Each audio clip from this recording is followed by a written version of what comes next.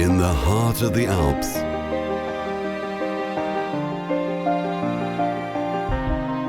reconnect with nature and free yourself.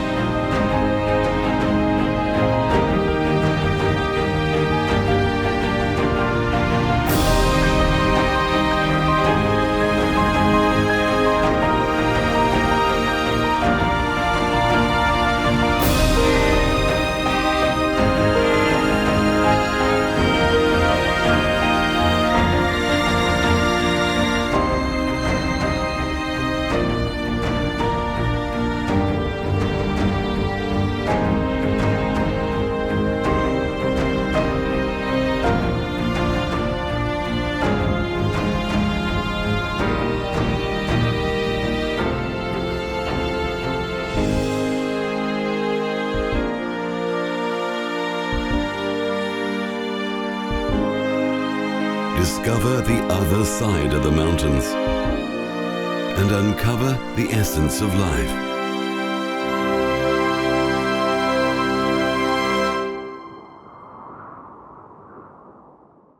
Avez-vous trouvé votre nature? Moi, c'est ici, dans votre région, que je pense que j'ai découvert la mienne.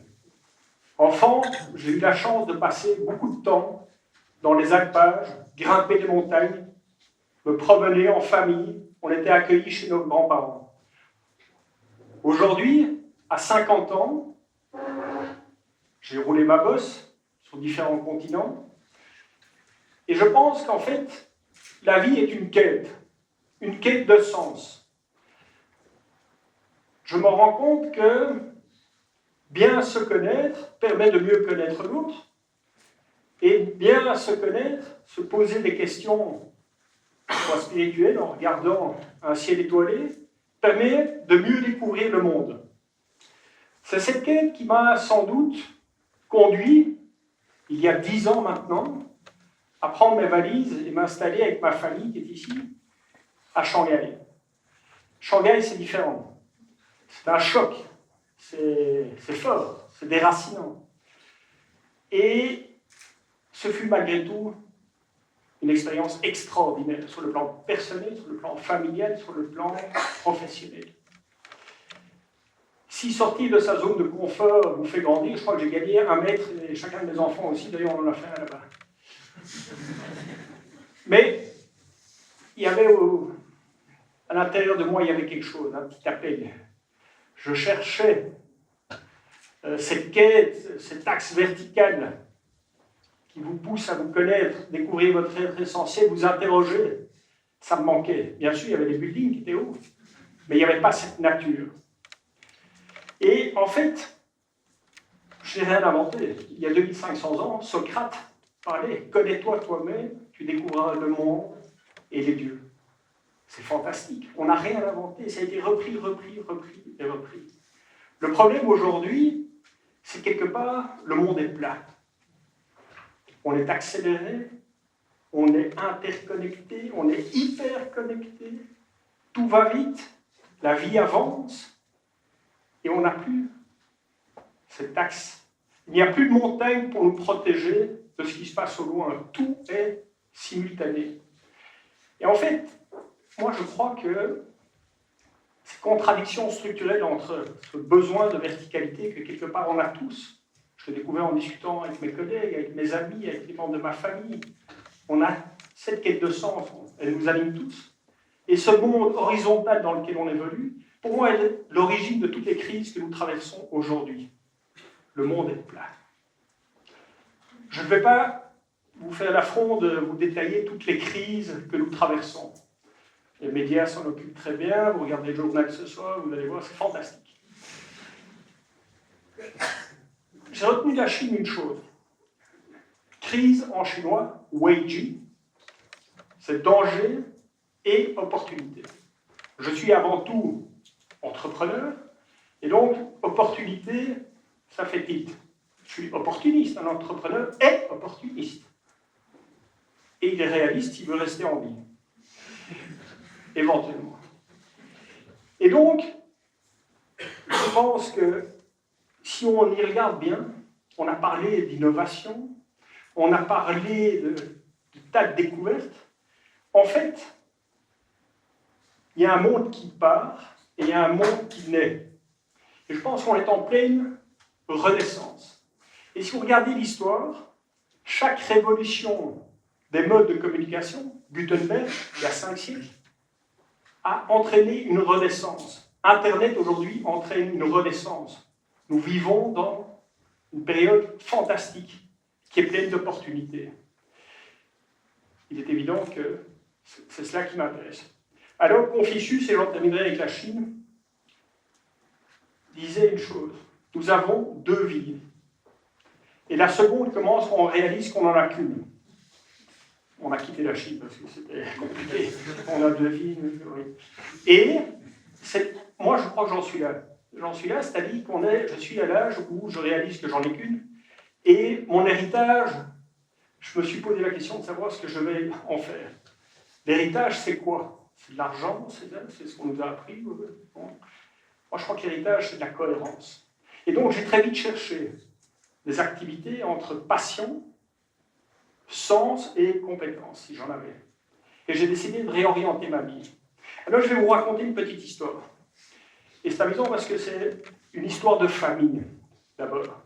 Et en fait, je l'ai appris aujourd'hui, il y a quelques minutes, c'est une histoire de sérendipité. Oui, je vous explique. Famille, c'est mon cousin Ludovic Hort, avec qui j'ai gambadé, grimpé les montagnes du Valais, c'était fantastique. Et qui un jour, en randonnée Peau de Phoque, casse une fixation dans ce magnifique village de Cobert et se rend compte que l'endroit est fantastique. Ce village, plus de 500 ans, exposé au sud, 1500 mètres d'altitude, un village paysan, 40 habitations, pas habitations, 40 constructions, 10 habitations, 100 personnes après la guerre, des constructions en bois, des granges fantastiques, extraordinaires, sublimes, très très belles, mais l'exode rural a fait son travail, il reste 10 habitants il y a 10 ans.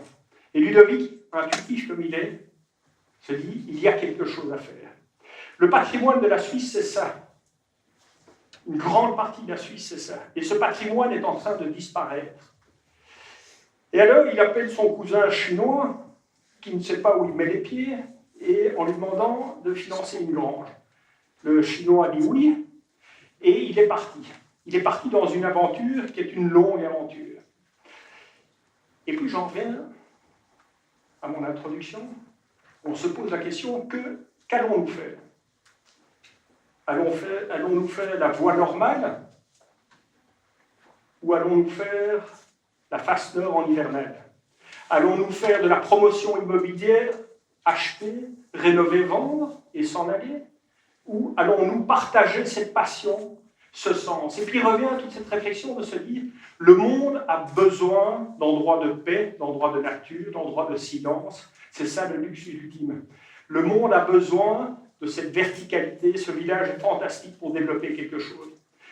La décision est prise, nous allons partager toutes les passions, toutes ces aventures que nous avons connues, enfants, dans les montagnes, avec le plus grand nombre. Qu'est-ce qu'on va faire? Afin de faire vivre et donner de l'ampleur à toutes les personnes, les acteurs du changement qui vont vivre dans ce village et venir y séjourner, on s'est dit on doit renforcer la cohérence par un concept architectural cohérent qui préserve le patrimoine suisse, mais qui intègre l'innovation. Vous voyez une grange avant, après. Tradition, innovation, confort et nature. On traduit à travers les endroits où on demeure, mais à travers l'alimentation, en ayant relancé des cultures à un endroit où il n'y en avait plus depuis 50 ans, pour alimenter notre restaurant, à travers des tas d'activités, on essaye de donner de la résonance, de la cohérence au séjour des gens qui viennent là trouver un moment de paix. Aujourd'hui, il me semble que le luxe ultime, et qui est rare, c'est quoi? C'est d'avoir, je l'ai dit, c'est d'avoir du temps, du silence, de la beauté, une nature en pristine état, et l'authenticité. On est dans un monde plat, où tout est pareil partout. Il faut préserver ce patrimoine, c'est important. Je vais conclure en quelques mots. Je crois que le XXe siècle, au niveau individuel, c'est caractérisé par le « je pense donc je suis ». Tout était soit prouvé, tout était scientifique, tout était matérialiste au sens philosophique du terme. Ce qui n'est pas prouvé est suspect. Et on a négligé, au niveau individuel, nos émotions. Avoir des émotions, c'est pas bien. Négliger nos corps, et sans doute négliger ou cacher cette quête de sens. Au XXIe siècle, Malraux l'a dit avant moi, le XXIe siècle sera spirituel. Je crois qu'on assiste à un rééquilibrage. On se réapproprie nos cœurs, on parle de nos émotions et on ose parler du sens qu'on veut donner à notre vie, à nos actions. Au niveau collectif, si les modèles économiques consistaient à uniquement créer de la valeur pour l'actionnaire et d'un autre côté satisfaire les clients parce qu'il faut pouvoir maximiser la création de valeur pour l'actionnaire, je pense qu'aujourd'hui, le sens rentre au cœur de l'action entrepreneuriale, de l'action de toute organisation, qu'elle soit for profit pour pas de profit, à but, sans but lucratif. Je crois que le sens est un moteur pour avoir les meilleurs talents. Le sens est un moteur pour préserver l'environnement. Le sens est un moteur pour ménager les communautés dans lesquelles votre entreprise a un impact. Et je pense que c'est en innovant, en remettant simplement du sens dans toutes nos activités humaines, qu'on créera le monde de demain. Et ce monde de demain, en fait, il s'agit simplement de reprendre le temps de retrouver sa nature. On est tous uniques, on a tous un sens, et ce sens, on peut le mettre au service par l'innovation de nos actions dans la vie de tous les jours, et créer pour nos enfants un monde meilleur. Pour moi, c'est ça la liberté, c'est ce choix d'agir en conscience. Merci.